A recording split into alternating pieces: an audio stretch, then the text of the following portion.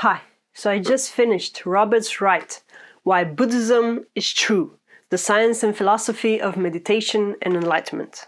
A book which takes secular Buddhism concepts, like not self, emptiness, that the world is unsatisfactory, and explains them through the lens of evolutionary psychology. Wright manages to weave together in his book sacred Buddhist texts with the latest neuroscience and psychological scientific data, as well as his own experience as a meditator and conversations he had with both experienced meditators, teachers, and scientists in the field.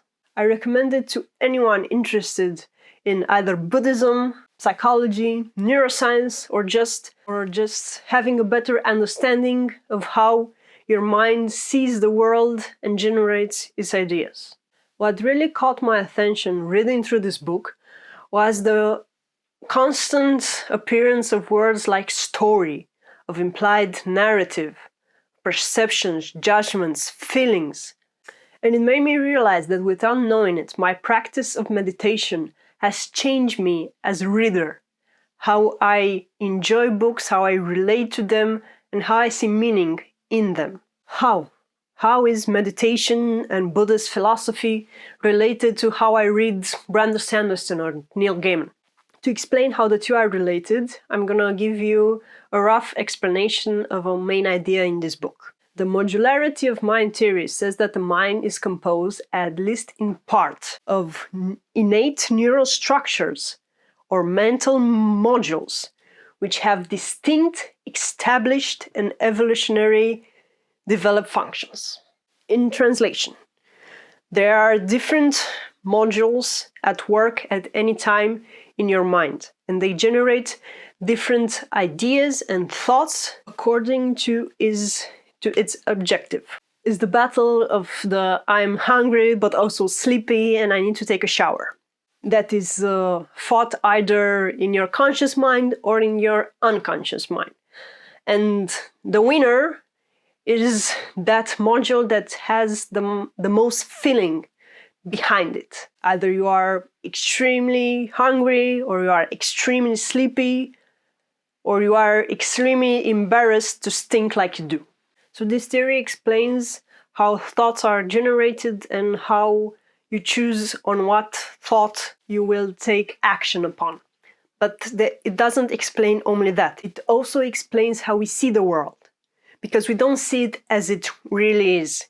We are constantly making judgments and filtering the vastness of information that we have, because we do not have the mental brain power to process all that information. We process only a tiny, tiny bit of the information that is available to us. Not to say about the immensity of information that we don't have access to through our limited senses. So how do we choose what we pay attention to, what we see? Choose in an unconscious way, not in a conscious way. Through those mental modules, through the stories that run those mental models. And through the stories we tell ourselves about ourselves and the world. For example, when you buy a new car or you are thinking about buying a new car, you suddenly see that car everywhere.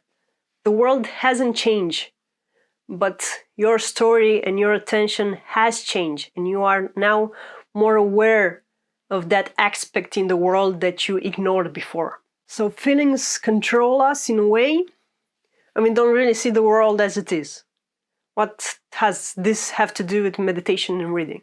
Well, meditation can help you be more aware of those feelings and can help them temper them down, to not get caught up in that feeling, to feel angry but to let it pass away and not get even angrier and angrier and angrier, for example. So we don't see the world as it is, and we are governed by feelings. What has this have to do with meditation and reading? Well, meditation helps you be more aware of your feelings, to recognize them before they control you and before you aren't aware what it's happening. And meditation can help you see the world in a clearer way, without your judgments and preconception thrust upon it. This is hard, and it's impossible for us ordinary meditators to have happened all the time. But it can happen from time to time. And when it does, you see something in a new and beautiful light.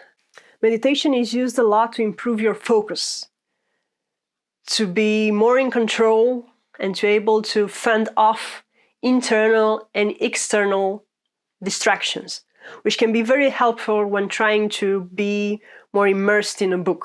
Otherwise, you might find out that the phone rings and you reach out for it and end up 20 minutes scrolling through Instagram. Or your mind wanders off and thinks about that dinner party you will go to in 2 weeks.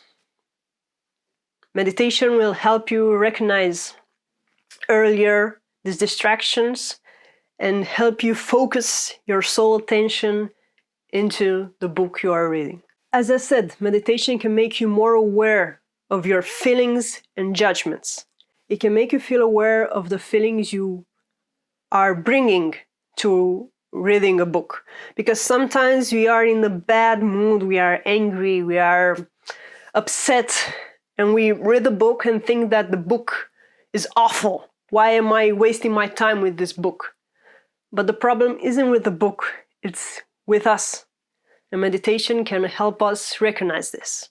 And it can also help us recognize with more detail, more precision, the feelings that the book are creating in us. That one line that made you feel a little sad or anxious, make you aware of the underlying tone and atmosphere of the book, make you aware of things that aren't punching you in the face with emotions, but nonetheless are influencing you. I talked about implied narrative, that what we see it through the lens of a story, and that in turn influences the stories we tell about to ourselves. And this is an idea that made me look at books in another way. It made me more aware of the choices that authors make, what words to use to describe a thing, what do they describe, what they don't describe, what do they focus on, what they ignore. And it made me try to examine and recognize other people's implied narratives in the things they say and the things they write, be it a well-written character or the author. The choices he makes, the character he uses, the plot, and everything, it's an expression of his implied narratives. And this understanding that different people see the world in a different way is extremely useful. It can make you realize that even if the world is the same, we experience it in completely different ways. And maybe your way isn't the only way or the right way to see a thing. It means that every book you read, you interpret it in a different way than another people. You bring to it other experiences and you understand the words in a slightly different way. It can make you less judgmental and less stuck up. Maybe that book you thought was trash was understood in a completely different way, from a different perspective by another person.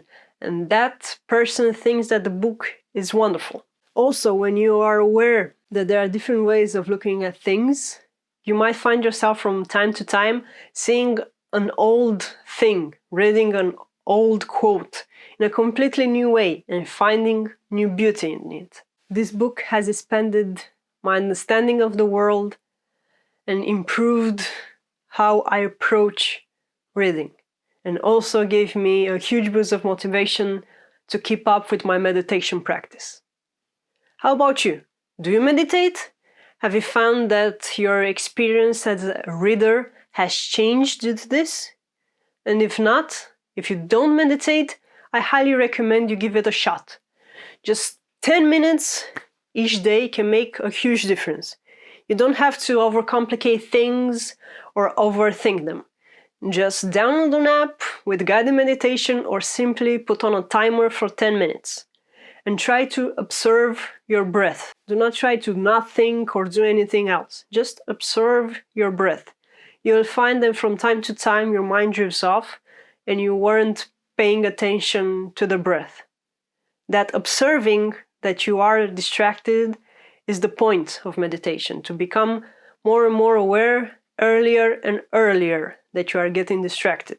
So don't be discouraged and think you are doing it wrong. Just start again each time and be mindful of your breathing. So share your thoughts about meditation and reading down below. Consider liking and subscribing. Until next time, happy reading!